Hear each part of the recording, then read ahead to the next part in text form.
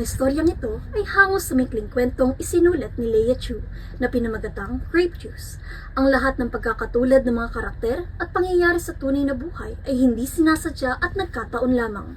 Lahat ng mga kapurihan para sa mga pagsasali ng teksto, larawan at audio ay mapupunta sa mga tagalikha. Magandang hapon, Pilipinas! Ikaw ay nakikinig sa Radyo Kabataan 98.9 kung saan bawat kwento ay may pinanggagalingan at bawat tinig ay may pinagdadaanan. At ngayong hapon, oras na naman para sa segment na tahimik pero siyang tumatagos. Ito ang Tinig sa Likod ng Liham. Mga kwentong isinulat hindi lang para marinig, kundi pakinggan. Sa mga tagapakinig naman namin dyan, ito muna ang ginagawa. Magtimpla ng kape o kaya'y maupo muna saglit. Isang tigang ang ng isang kabataang nagsimulang mangarap, ngunit sinalubong ng panghuhusga. Bagong school year noon, unang beses niyang lumuwas ng Maynila. May dala siyang bag na puno ng pangarap, isang pusong handang lumaban at isang accent na hindi niya alam nagsisilbing marka pala sa mga matatalim na mata ng iba. Isang bakas ng probinsyang iniwan na sa lungsod ay tila isang kasalanan. 7:30 na? Heist! Murag na pasarap ata tulog ko. Hala, late na di ay. Kahit na nasa maliit at mainit lang akong apartment, mabilis akong nakafeel at home dahil sa pagod. Kailangan na gyud bumangon kahit antok na antok pa. Malayo pa ang aking lalakbayin ngayon. Isang sapatos na luma, isang bagong libro, at isang araw na walang kasiguraduhan kung kakayanin ba ang pagsik ng Maynila.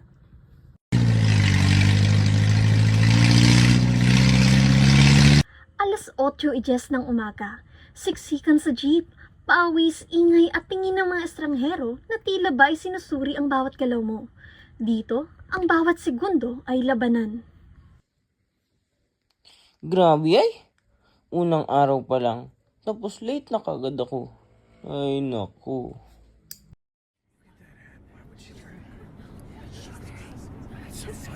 Bagong paaralan, bagong kapaligiran. Buti talaga, nakapasok ako rito. Legit, murag magiging masaya, yun ang panahon ko rito.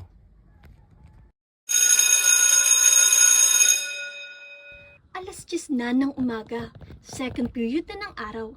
Pagpasok niya ng silid, dito na pala magsisimula ang di niya inaasahan.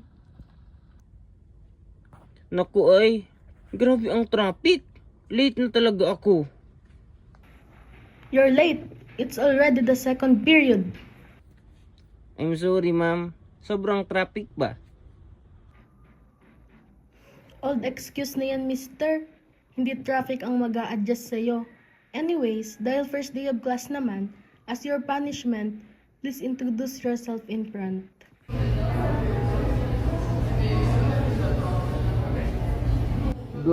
Good morning everyone. Ako po si bagong scholar po ako rito. May scholar na palang Bisaya, tang inang yun.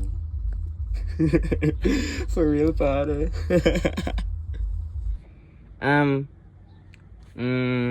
Masaya po ako makapag-aral dito.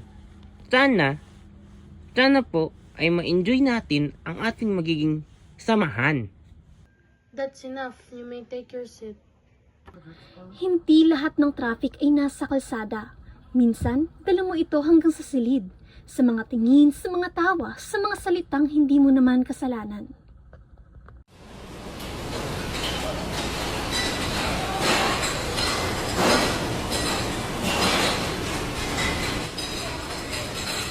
Alas 12 ng tanghali.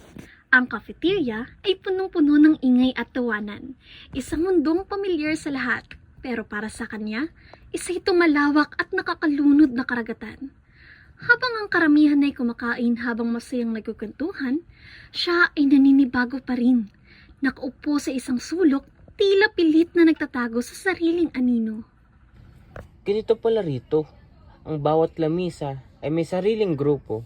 Ang bawat tawa, murag may ibig sabihin. Nakakabingi ang ingay, pero parang mas lalo akong nagiging tahimik.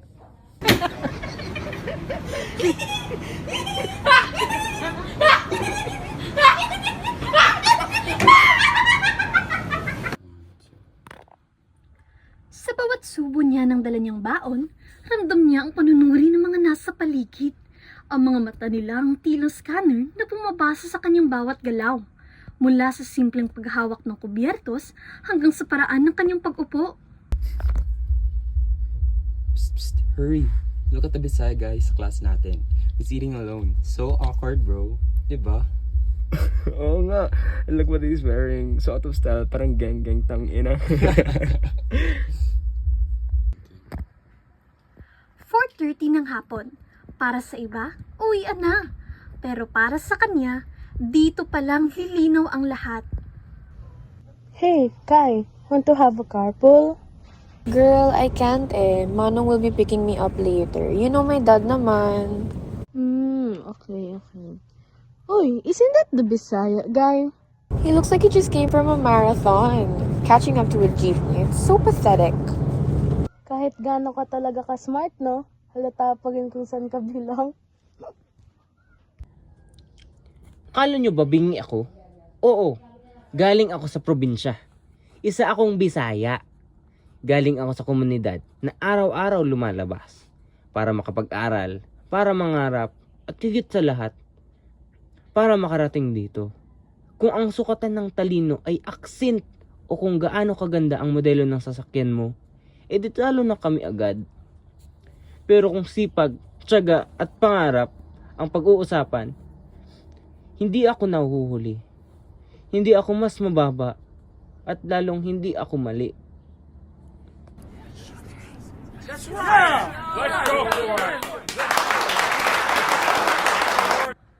Hindi lahat ng uwian ay pagtatapos.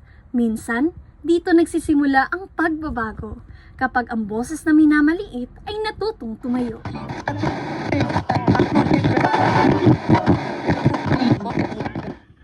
Mga tagapakinig, ang tinig na naririnig ninyo ay mula sa isang estudyanteng matagal nang pinagdududahan. Bagaman dahil sa kanyang estado sa buhay o kaya naman ang identidad ng komunidad na kanyang kinabibilangan. Tawagin natin siya sa pangalang ibinigay niya. Joshua Garcia, andyan ka pa ba? Ay, ayan. Hello po, DJ. Rinig niyo po ba ako?